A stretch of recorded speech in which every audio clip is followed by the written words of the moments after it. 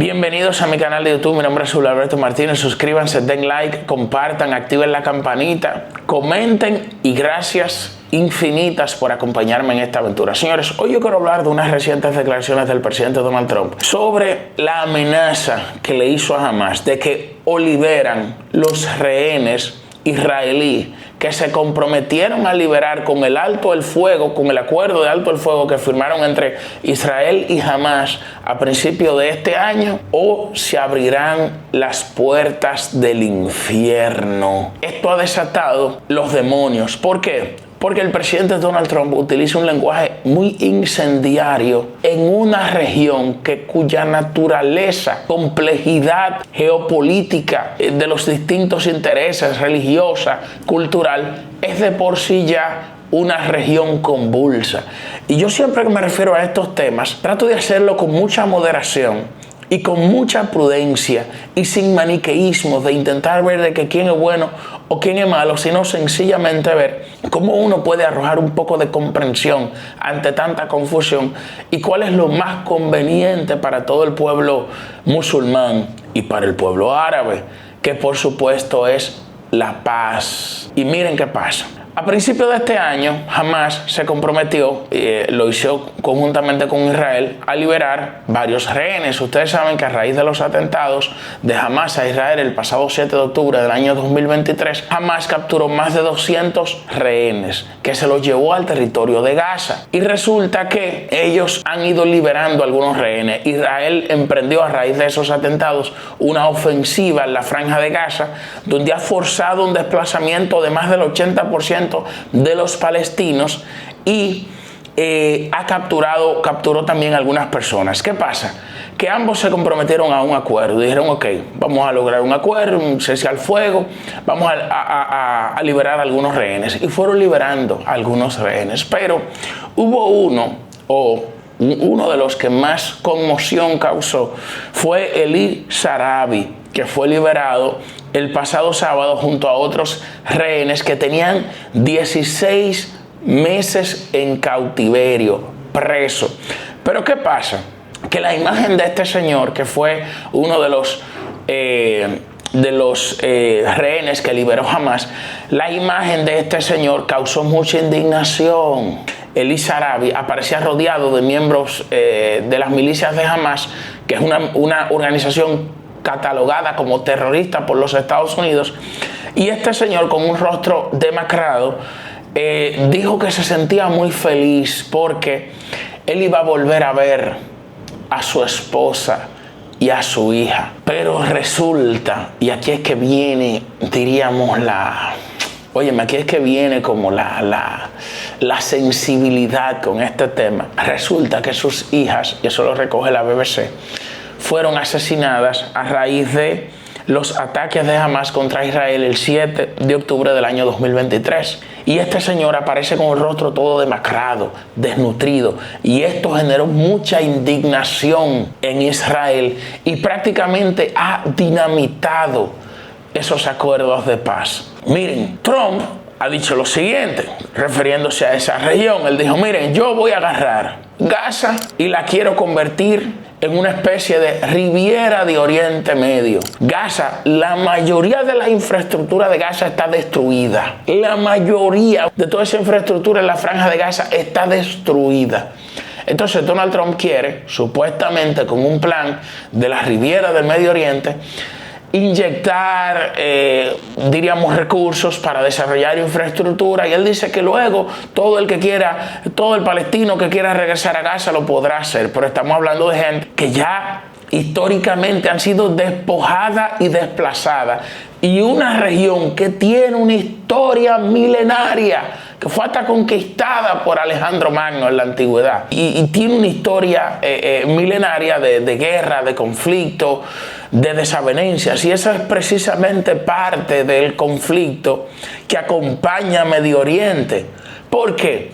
porque estamos hablando de una región que no comparte los valores occidentales. Cuando Trump habla, por ejemplo, de la Riviera de Medio Oriente, que lo dice aquí, miren lo que él dice, por ejemplo. Él dice que ellos van a desarrollar la Riviera de Medio Oriente. Y lo dice, ¿verdad? En el sentido de como que si eso es una zona occidental, como que si eso es una zona que está ubicada aquí, en Occidente, en Latinoamérica, en Europa del Oeste o cerca de los Estados Unidos, y que ha conocido parte y que ha compartido parte de esta cultura occidental. Pero no, una de las grandes virtudes,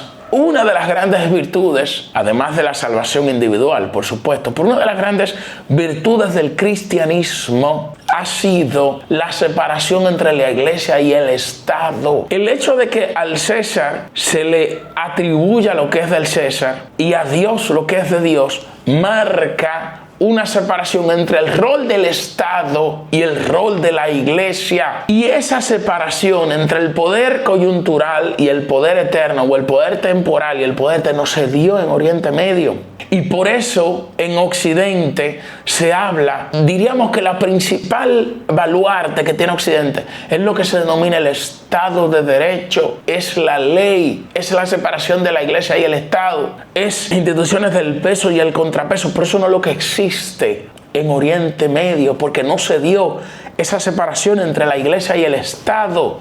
Todo lo contrario. Son estados teocráticos donde su fundamento es religioso, donde ellos creen que la tierra que no son santas les declaran lo que se denomina la yihad y que es la guerra para convertir al musulmán, a las tierras no musulmanas, a la religión islámica. Y esa es la razón fundamental, la clave, que parece que no se observa desde Occidente, porque desde Occidente se ve como una especie de que, bueno, nosotros podemos llevar allí los derechos humanos, o bueno, nosotros podemos llevar allí la paz, o bueno, nosotros podemos llevar allí la Riviera de Oriente Medio y desarrollar esto como si fuese un resort que nosotros vamos a desarrollar en una región occidental, en Ibiza, en el sur de Europa, en el Caribe.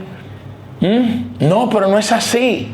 De hecho, estos países musulmanes tienen un gran resentimiento. Estos países orientales tienen mucho resentimiento con los países occidentales, porque varios de estos países y de estas fronteras fueron creadas después de la caída del Imperio Otomano en la Primera Guerra Mundial, con lo que se denominó los acuerdos de Sykes-Picot. Diplomáticos de Francia, diplomáticos de Inglaterra se reunieron y esbozaron unas fronteras en función de los intereses de las potencias que ganaron, que vencieron en la Primera Guerra Mundial, como siempre se estilaba, que los países que ganan una guerra conquistan, se llevan el botín, conquistan todo, definen el territorio en función de sus intereses, y de ahí salen muchos de estos estados. Por ejemplo, miren lo que dice aquí George Friedman en este libro, que para mí es uno de los libros fundamentales de geopolítica. Miren lo que dice George Friedman, por ejemplo. Él dice lo siguiente: fueron inversiones el Líbano, Jordania, Jordan and Palestine, el Líbano, Jordania y Palestina fueron inventos franceses y británicos, creados por conveniencia política. Entonces, ¿qué pasa? Que se crean estos estados, diríamos intentando replicar lo que es el Estado-Nación, que también es un invento occidental, para tratar supuestamente de controlar estas regiones. Pero resulta que estas regiones tienen una naturaleza completamente distinta, por lo que acabo de plantear. Porque nunca se dio esa separación de la iglesia y el Estado, porque ellos, su fundamento es religioso. Miren lo que dice, por ejemplo, Samuel Huntington en su libro Choque de las Civilizaciones. Esta circunstancia tiene que ver en parte con la contraposición entre valores laicos y religiosos, en parte con la rivalidad histórica entre la cristiandad y el islam, en parte con los resentimientos por el dominio occidental y la estructura política postcolonial de Oriente Próximo y de Oriente Medio, y en parte con la amargura y humillación de la comparación odiosa entre los logros de las civilizaciones islámicas y occidental en los últimos dos siglos. Lo que Occidente ve, lo que los Estados Unidos ve y Europa, occidental ve como los derechos humanos y la democracia liberal y el estado del bienestar, o más bien la democracia liberal o el constitucionalismo, ¿verdad? Oriente lo ve como una occidentoxicación.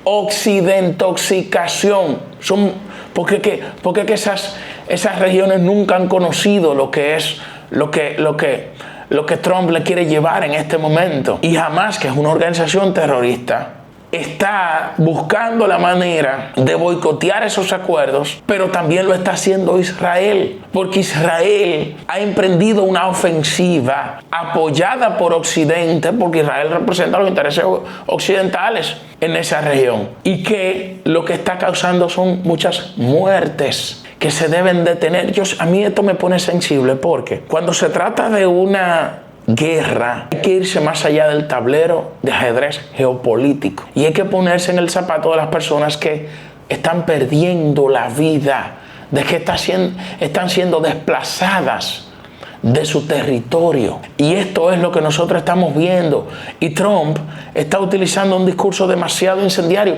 ¿Qué será que se abran las puertas del infierno? Por las puertas del infierno tienen años y años y años abiertas en esta región, que lo que necesita es un discurso de paz y no un discurso incendiario. Y eso es parte de la estrategia de negociación de Donald Trump, porque él emprende primero un discurso incendiario, un discurso calenturiento, una retórica agresiva, para luego buscar forzar una negociación. Eso es estilo, y yo respeto ese estilo, pero tiene que respetar la complejidad geopolítica de Oriente Medio. Esto no se puede, diríamos, que afrontar con esa manera. Dice, por ejemplo, que todos los rehenes tienen que estar libres ahora el sábado, así, de manera concreta. Pero vamos a ver cómo esto termina evolucionando. Para mí, lo difícil de esto es que esto tenga una escalada, porque una escalada sabemos lo que implica con este tipo de organizaciones y lo que ha implicado para Occidente este tipo de agresiones por parte de estas organizaciones que están catalogadas como organizaciones terroristas. Que esa es parte de la historia de Hamas. Y finalmente, yo quiero ponerlo eso, porque yo digo, ven acá, ¿cómo es posible? O sea, imagínense que usted le vaya a regalar una infraestructura inmobiliaria. Bueno, que usted va a construir una infraestructura inmobiliaria en Oriente Medio, ¿verdad? Usted va a construir una infraestructura inmobiliaria, pero miren lo que dice aquí Henry Kissinger, que analiza este tema en su libro El Orden Mundial. Él dice lo siguiente: hay dos conceptos, y ya con esto quiero terminar. Hay dos conceptos. Un concepto que se llama Dar al-Islam, que es la casa del Islam, el reino de la paz, que es parte, ¿verdad?, de una ideología, fundamento religioso de muchos países islámicos, que su sueño es que los países se integren a la religión musulmana, al reino de los musulmanes, para que reine la paz. Y otra es el Dar al-Harb, que es el reino de la guerra, que establece que la misión del Islam es conquistar las tierras regionales e incluirlas dentro de su propio mundo. Y eso, yo le pregunto si ustedes creen que la Riviera de Oriente Medio es compatible con el concepto del Dar al-Harb. Imposible, señores. Lo que quiero hacer destacar eso es que el Islam no se parece a ninguna otra sociedad de la que nosotros hemos conocido en el Occidente. No se parece. Por eso ha sido tan difícil la integración cultural en Europa de los musulmanes. Ha sido complicadísima. Por eso tantas diferencias culturales. Que ustedes ven que este tema está ocupando la agenda geopolítica ahora. Fue uno de los principales temas de debate entre Friedrich Merz y Olaf Scholz para las elecciones alemanas del próximo 23 de febrero de este mes. Entonces, vamos a ver cómo esto evoluciona.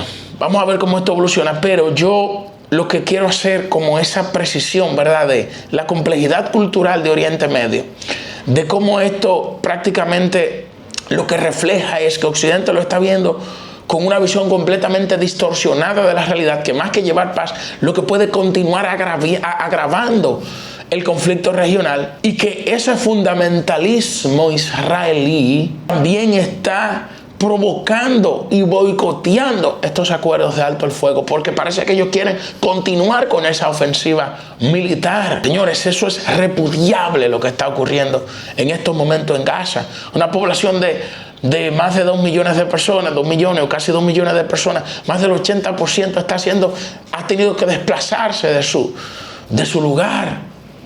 Y encima de eso ahora tienen que soportar instituciones, cultura, visión completamente ajena a su complejidad religiosa, geopolítica, cultural, a sus valores y costumbres. Entonces, esa solución tiene que buscarse, ¿verdad? Pero tiene que buscarse desde una perspectiva realista y con realismo, quiero significar de que no se vaya a intentar imponer los valores de la democracia liberal occidental en esa región tan compleja, pero sobre todo desde una perspectiva donde los pueblos árabes puedan, diríamos, intentar buscar una solución que más le convenga a sus intereses sin que altere el equilibrio geopolítico de Oriente Medio. Por supuesto, obligando a países como Irán a romper con esa carrera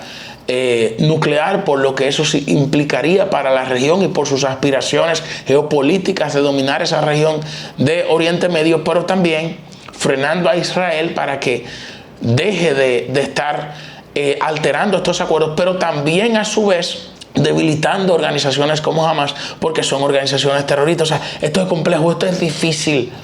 Esto no tiene, diríamos, que una solución en el mediano plazo, pero de lo que se trata es de buscar un criterio, diríamos, que más convenga a esos intereses. Gracias por acompañarme en este programa del día de hoy. Suscríbanse, den like, comparten, activen la campanita y gracias por acompañarme en esta aventura.